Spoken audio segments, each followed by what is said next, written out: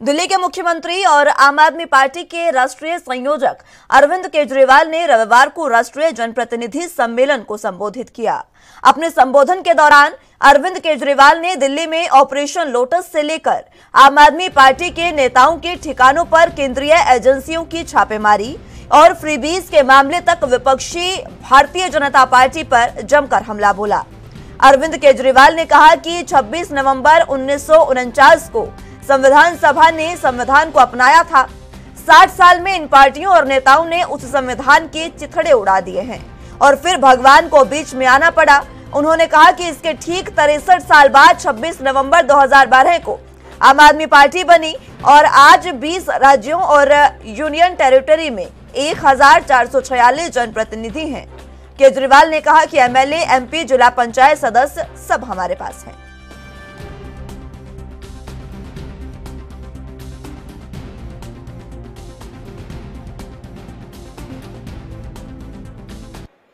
अमानतुल्लाह को भी बोले उसके घर कुछ नहीं मिला। अमानतुल्लाह के यहाँ उसके सहयोगी के यहाँ फलाना मिला, ढिमका मिला, ये मिला। उसका सहयोगी सारे टीवी चैनलों में जा जाके कह रहा है जी जो भी मिला मेरा है, और उसके यहाँ भी कुछ नहीं मिला से। अब उसका इन्होंने ढिंडोरा पीट दिया। तो अब मेरे को ये पता चला है इनका ऑपरेशन लोटस तो फेल हो गया। इन्होंने दिल्ली के अंदर हमारी सरकार तोड़ने की कोशिश करी। 20-20 करोड़ रुपए एक एक एमएलए को इन्होंने कोशिश करी, एक भी एमएलए नहीं टूटा। हमने सारे के सारे गिनती करा दी थी विधानसभा के अंदर, एक भी एमएलए नहीं टूटा। फिर ये पंजाब गए, पंजाब के अंदर 25-25 करोड़ एमएलए को देने की कोशिश करी। इनकी प्लानिंग थी पंजाब में भी और दिल्ली में भी 40-40 एमएलए खरीद के तोड़ लेंगे। पंजाब में भी ये नहीं तोड़ पाए। अब इन्होंने ऑपरेशन लोटस फेज 2 शुरू किया है। कल से एमएलए के पास फोन आने चालू हो गए, या तो तुम हमारे साथ आ जाओ नहीं तो तुम्हारा भी वही हाल करेंगे जो अमानतुल्लाह का किया था। धमकियां दे रहे हैं, तुम्हारे पीछे भी ईडी छोड़ देंगे, तुम्हारे पीछे भी एसीबी छोड़ देंगे, तुम्हारे पीछे भी। अभी तक तो कोई टूटा नहीं है जी। और मेरे को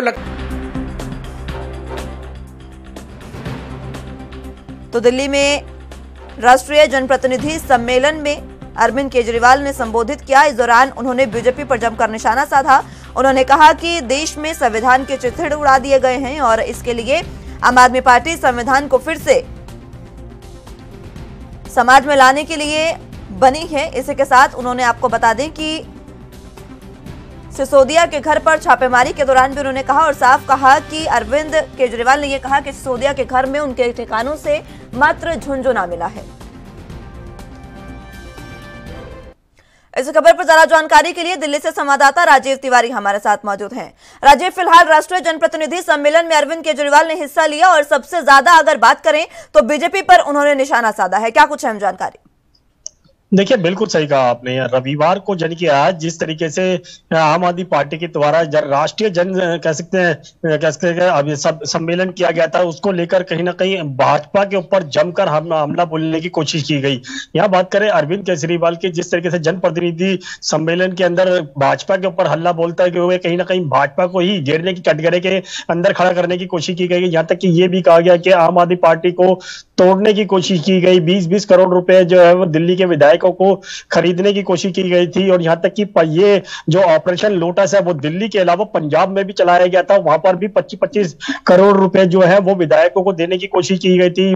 बड़े बड़े प्रलोभन देने की कोशिश की गई, मगर लगातार कहीं ना कहीं जो ऑपरेशन लोटस था भाजपा का, वो कहीं ना कहीं विफल होता हुआ नजर आ रहा है। ये चीज जो है वो पूरे मंच के माध्यम से कहीं ना कहीं अरविंद केजरीवाल ने जनता तक पहुंचाने की कोशिश की गई। मगर यहां तक कि जांच एजेंसियों के द्वारा जो कहीं ना कहीं कार्रवाई की जा रही है, मनीष सिसोदिया के ऊपर बात करें या फिर सत्येंद्र जैन की बात करें, सत्येंद्र जैन के द्वारा भी कहीं ना कहीं कहते हैं ईडी की कार्रवाई देखने को मिली। ईडी के ऊपर ईडी ने जो जिस तरीके से सत्येंद्र जैन को गिरफ्तार कर रखा है, उसके बाद में भी कहीं ना कहीं अरविंद केजरीवाल ने कहा सत्येंद्र जैन जो है वो कहीं ना कहीं बेहतर काम करते हुए नजर आए थे। स्वास्थ्य के विकास के अंदर उन्होंने बहुत बड़े कदम उठाए थे।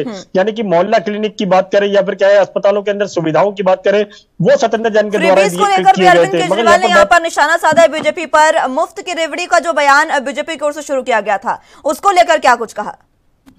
देखिए बिल्कुल सही कहा। यहाँ पर मुफ्त की रेवड़ी को लेकर लगातार पहले भी राजनीति देखने को मिली थी और अब भी कहीं ना कहीं राजनीति होती हुई नजर आ रही है। यहाँ पर अरविंद केजरीवाल की बात करें तो मुफ्त की रेवड़ी को लेकर कहीं ना कहीं ये कहा गया कि भाजपा अगर चाहती तो कहीं ना कहीं जनता को सुविधाएं दे सकती थी, चाहे वो शिक्षा के क्षेत्र के अंदर हो या फिर कहें विकास के क्षेत्र के अंदर हो, स्वास्थ्य के क्षेत्र के अंदर हो या फिर कहें बिजली फ्री या पानी फ्री को लेकर भी कहीं ना कहीं ये कहा गया कि फ्री जो स्कीम दी जा रही है वो कहीं ना कहीं दिल्ली सरकार ने बेहतर काम किया है, इसीलिए जनता को वो पसंद आ रही है। मगर यहां पर भाजपा की बात करें तो भाजपा के द्वारा भी पहले कहा गया था कि बिजली फ्री दी जा रही है तो दिल्ली जो बिजली विभाग है वो कहीं ना कहीं कर्जे के अंदर आ जाएगा, पानी फ्री दिया जा रहा तो वो कर्जे के अंदर डूब जाएंगे। मगर दिल्ली सरकार की तरफ से बिल्कुल स्पष्ट कर दिया गया है कि वो अभी तक कर्जे के अंदर नहीं है, यानी कि जो बड़े बड़े दावे किए गए थे भाजपा के द्वारा वो कहीं ना कहीं अब विफल होते हुए नजर आ रहे हैं। और जिस तरीके से अब कहीं ना कहीं गुजरात के अंदर भी कहीं ना कहीं अब दिल्ली रोल मॉडल को पेश करने की कोशिश की जा रही है और वहां तक कि यह भी कहा जा रहा है कि आम आदमी पार्टी के द्वारा के